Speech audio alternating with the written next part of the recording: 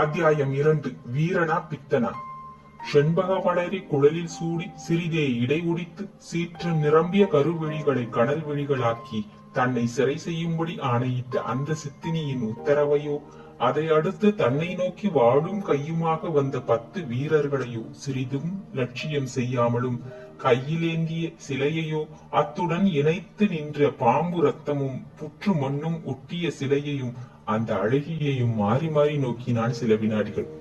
அப்படி அவன் அசட்டையுடன் காலதாமதம் செய்ததால் அவனை நெருங்கிவிட்ட 10 காவலரும் தங்கள் வாட்களின் நுனிகள் அவன் உடலில் படும்படி செய்தும் கூட அவன் நின்ற நிலையிலிருந்து அகலாமல் இடது கையிலிருந்த சிலையிலிருந்து தனது குருவாளை வலது கையால் எடுத்து பாம்பு ரத்தத்தையும் புற்று மண்ணையும் தனது கச்சையில் துடைத்துக் கொண்டான் நிதானமாக.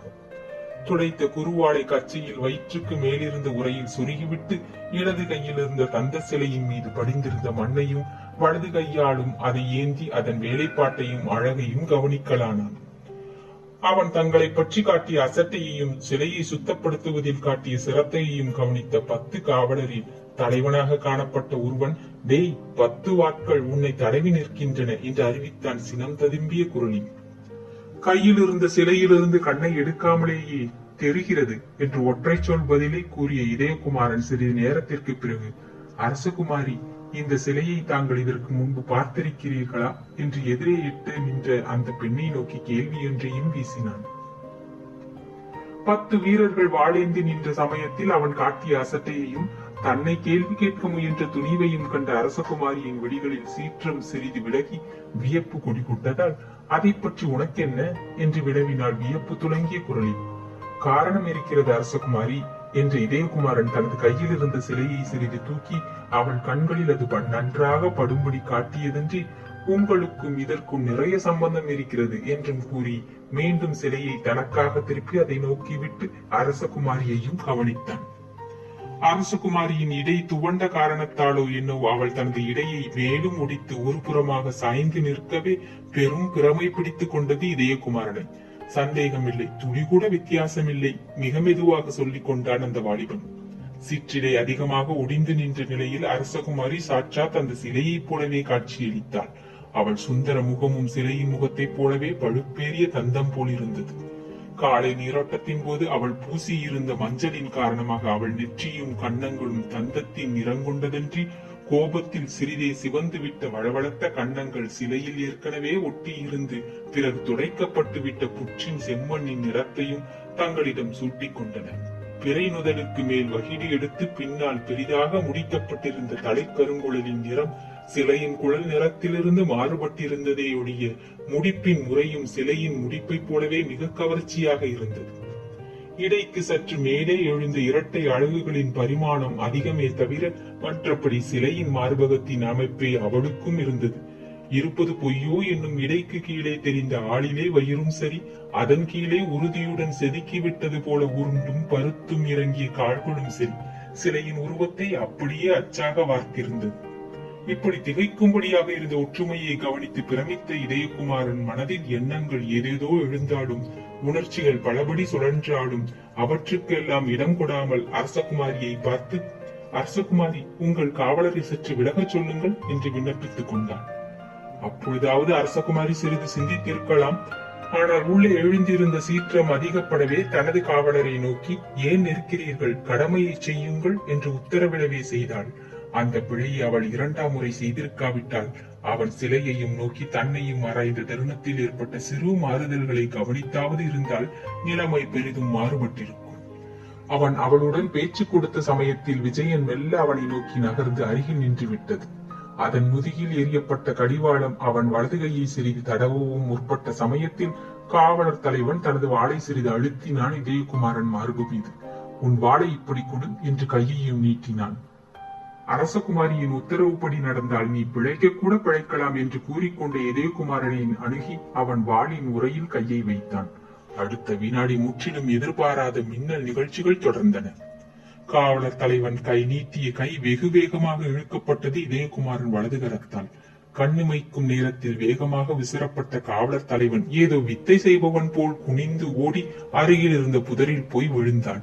அவன் புதரில் விழுவதற்கு முன்பே எடுக்கப்பட்டு சுழற்றப்பட்ட இதயகுமாரன் வாள் இரு வீரர்கள் கையில் பாய்ந்து விடவே அவர்கள் அலற மற்றவர்கள் சற்று பின்னடைந்து அந்த வாலிபன் மீது வாட்களை செலுத்திவிட முயன்றனர். அவர்கள் வாட்களை எழுப்பும் முன்பு விஜயன் மீது பாய்ந்துவிட்ட இதயகுமாரன் அதன் கடிவாளத்தையும் சிலையையும் சேர்த்து பிடித்துக் கொண்டு விஜயன் பாய்ந்த வேகத்தில் சிறிது குனிந்து அரசகுமாரியை இடது கையால் ஒரே தூக்கில் தூக்கிக் கொண்டு புறவியுடன் சேர்ந்து அவளை அணைத்த வண்ணம் அடர்ந்த காட்டுக்குள் புகுந்து விட்டான். கருத்த மேகத்தை ஊடுருவும் மின்னல் போல.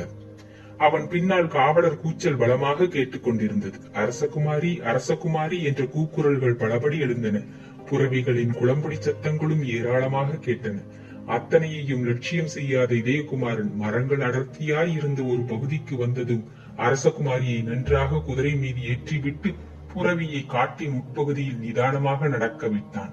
அப்படி நடந்த புறவி மரங்கள் அடர்த்தி இல்லாத ஒரு பகுதிக்கு வந்ததும் அரசகுமாரியை புறவியிலிருந்து இறக்காமல் தான் மட்டும் இறங்கி நின்று கொண்டான் அந்த வாலிப வீரன். அரசகுமாரி, அவசியமானால் நீங்களும் இறங்கி சற்று இளைப்பாறலாம் என்றும் கூறினான். அரசகுமாரி புறவியிலிருந்து இறங்காமல் அவனை இகழ்ச்சி கண்களுடன் நோக்கினாள். நீங்கள் பெரிய வீரராயிருக்கலாம், ஆனால் அறிவாளி அல்ல என்றாள். அவள் பேச்சில் முதலாக மரியாதை தெரிந்தது. அப்படியே அரசகுமாரி என்று வினவிய இதயகுமாரன் அவளை பார்த்து சிறிது நகைத்து, உங்களை போன்ற மோகன சிலையை பார்க்கும் போது அறிவிழந்தால் அது இயற்கைதானே என்றான். நகைப்பு குரலிலும் லேசாக ஒலிக்க. பதில் கூறவில்லை அரசகுமாரி அவனுக்கு. அப்புறவியின் கடிவாளத்தை இழுத்து அதன் வயிற்றிலும் உதைத்தாள் தனது இடது காலால். அடுத்த வினாடி அவள் ஏமாற்றம் அளவிட முடியாததால் திகைப்பும் விரிந்தது அவள் சுந்தர வதனத்தில். விஜயன் கடிவாள் இடுப்புக்கோ வயிற்றில் கிடைத்த உதைக்கோ நகர மறுத்து கல்லால் செதுக்கப்பட்டது போல அசையாமல் நின்றது ஒரு வினாடி. பிறகு தலையை திருப்பி அரசகுமாரியை நோக்கி பற்களை பயங்கரமாக திறந்தது, சிரித்தது. இது குதிரையா கழுதையா என்று சீறினாள் அரசகுமாரி விஜயனையும் நோக்கி இதயகுமாரனையும் நோக்கி. இதயகுமாரன் இதழ்களில் இள நகையொன்று அரும்பியது. அரசகுமாரி, சொன்னால் தவறாக நினைக்க மாட்டீர்களே என்று கேட்டான் இதயகுமாரன் பணிவு நிரம்பிய குரலில். எதை வேண்டுமானாலும் சொல் என்ற அரசகுமாரியின் சொற்களில் சிலமில்லை, பழைய மரியாதை இல்லை, இகழ்ச்சி அதிகமாயிருந்தது. விஜயன் கழுதை என்றீர்கள். சொற்களை முடிக்கவில்லை இதயகுமாரன். யார் விஜயன் என்று அரசகுமாரி குறுக்கிட்டார்.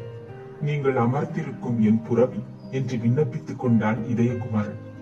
அப்படியா? ஆம். அதை கழுதை என்றால் என்ன தவறு? இடது காலால் வயிற்றில் உதைத்தேன், அப்பொழுதும் கிளம்பவில்லை என்று சுட்டிக்காட்டினாள் அரசகுமாரி. உதைத்தது தாங்கள் தானே, விஜயன் அல்லவே என்று இதயகுமாரன் கேட்டான். அவன் கேள்வியில் விஷமம் பரிபூர்ணமாக ஒலித்தது. அவன் என்ன சொல்கிறான் என்பதை புரிந்து கொண்டதால் அரசகுமாரியின் முகம் சீற்றத்தாலும் அந்த வாலிபன் சுட்டிக்காட்டிய நிந்தையாலும் பெரிதும் சிவந்தது. நீழ்விழிகள் அவனை சுட்டு விடுவன போல பார்த்தன. அவள் முகல் மாற்றத்தை கவனித்த இதயகுமாரன் அரசகுமாரிக்கு அருகில் வந்து, அரசகுமாரி, விஜயன் என் புறவி மட்டுமல்ல, என் தோழன். அவனை வசைபாடுவது என்னை வசைபாடுவதாகும். இருப்பினும் எனக்கு கோபம் இல்லை அரசகுமாரி. அவன் வயிறு இரும்பு போன்றது. அதை உதைத்ததால் உங்கள் கமலபாதம் சிவந்து விட்டது. இதோ பாருங்கள் என்று கூறிக்கொண்டே அவள் இடது பாதத்தை எடுத்து கையால் தடவி கொடுத்தான். வாலிபனின் கை பட்டதால் அதுவரை சிவந்திருந்த பாதம் முன்னை விட அதிகமாக சிவந்தது. உடலில் அன்று வரை அவள் அனுபவிக்காத உணர்ச்சிகள் ஊடுருவி சென்றன. அவற்றின் விளைவாக அவள் காலை சிறிது இழுத்துக் கொள்ள முயன்றாள். ஆனாலும் அந்த வாலிபனின் மெதுவான பிடியே இரும்பு பிடியாய் இருந்ததால் தனது மலர்காலை விடுவித்துக் கொள்ள முடியவில்லை அவளால். ஆகவே காலை விடுகிறாயா இல்லையா என்று சீறினாள் அரசகுமாரி. இதயகுமாரன் அவள் காலை விட்டான் மிக மெதுவாக. அரசகுமாரி, மன்னிக்க வேண்டும். எந்த ஆடவனும் சித்தமிழக்கும் சமயங்கள் உண்டு என்று மிக பணிவுடன் கூறினான். அரசகுமாரி அவன் பணிவை கண்டாள். அவன் புறவியிலிருந்து சிறிது விலகி நின்று விட்ட பண்பையும் கண்டாள். ஏதோ நினைத்துக் கொண்டவள் வலது காலையும் இடது பக்கத்தில் திருப்பி போட்டு புறவியில் இருந்து லேசாக சரிந்து இறங்கி நின்றாள், புறவி மீது சாய்ந்த வண்ணம். அவள் நின்ற தோரணையை கண்ட இதயகுமாரன் மீண்டும் உலகை மறந்தான். அவள் அழகு அவள் நின்ற பாணியில் பன்மடங்கு அதிகமாக தெரிந்தது இதயகுமாரன் கண்களுக்கு. மரக்கூட்டம் சிறிது விலகி இருந்து இடமாதலால் ஊடுருவி வந்த கதிரவன் கதிர்கள் அவள் மீது பட்டதால் அவள் வளவளத்த கன்னங்கள் அதிக மெருகு பெற்று பளபளத்தன. அன்று காலையில் அவள் நீராடி தலையை கோதிவிட்டு பெரிதாக முடிந்திருந்த குழலின் ஒரு பக்கமாக இருந்த செண்பக மலர் சிவப்பும் மஞ்சளுமாக கலந்து தனது இதழ்களை திறந்து அவள் கன்னங்களின் அழகை குறைக்க பார்த்தாலும் அது முடியவில்லை என்பதை புரிந்து கொண்டான் இதயகுமாரன். அவன் கையில் இருந்த சிலையே உயிர் பெற்று வளர்ந்து பருவச் சிலையாக தன்னெதிரில் நின்றுவிட்ட பிரேமை இதயகுமாரனுக்கு ஏற்பட்டதால் அரசகுமாரியை அணுக ஒரு காலை எடுத்து வைத்தவன் மீண்டும் காலை பின்னுக்கு இழுத்து கொண்டான். அரசகுமாரி என்று மெல்ல குரலும் கொடுத்தான். அவன் தன்னை அணுக காலை எடுத்து வைத்ததையும் அரசகுமாரி கவனித்தாள். பிறகு காலை பின்னுக்கு இழுத்து கொண்டதையும் கவனித்தாள். அவன் மிக பண்புள்ளவன் என்பதை புரிந்து கொண்டதால் பணிவுடன் உரையாடவும் தொடங்கினாள். நீங்கள் இந்த ஊருக்கு புதிதாக இருக்க வேண்டும் என்றால் தலையை நிலத்தில் தாழ்த்திய வண்ணம். ஆம், இதயகுமாரின் பதில் திட்டமாக இருந்தது. வந்ததும் ஆபத்தில் சிக்கிக் கொண்டீர்கள். ஆம். என் வீரர்களை எதிர்த்தீர்கள். ஆம். அரசகுமாரியான என்னை தூக்கி கொண்டு வந்தீர்கள். ஆம். இதற்கு மரண தண்டனை தெரியும். இதை கேட்ட அரசகுமாரி சிலையான நின்றாள். பிறகு கேட்டால், நீங்கள் யாரை பார்க்க வந்தீர்கள் இந்த ஊருக்கு என்று வினவினாள். இந்த ஊர் அரசகுமாரியை என்று பதில் சொன்னான் இதயகுமாரன். எதற்கு என்று வினவினாள் அவள். அதை அரசகுமாரியிடம்தான் சொல்ல வேண்டும் என்றான் அந்த வாலிபன். சரி சொல்லுங்கள் என்று ஊக்கினாள் அவள். அவன் பதில் ஏதும் சொல்லாததால் மீண்டும் கேட்டாள். வீரரை அஞ்ச வேண்டாம் சொல்லுங்கள் என்று. இம்முறை மரியாதை பெரிது முடித்தது அவள் குரலில். அதுவரை அவள் குரலில் இருந்த வெறுப்பு இகழ்ச்சி இரண்டும் மறைந்து விட்டன. அவன் அப்பொழுதும் பேச மறுத்தான். பேசிய போது அவளுக்கு காத்திருந்தது பெரிய அதிர்ச்சி. அந்த அதிர்ச்சியை தொடர்ந்து அரசகுமாரியின் உடல் சிறிது நடுங்கியது.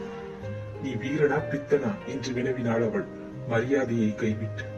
குரலிலும் நடுக்கம் துலங்க. அத்தியாயம் 2 நிறைவுற்றது. நன்றி, வணக்கம்.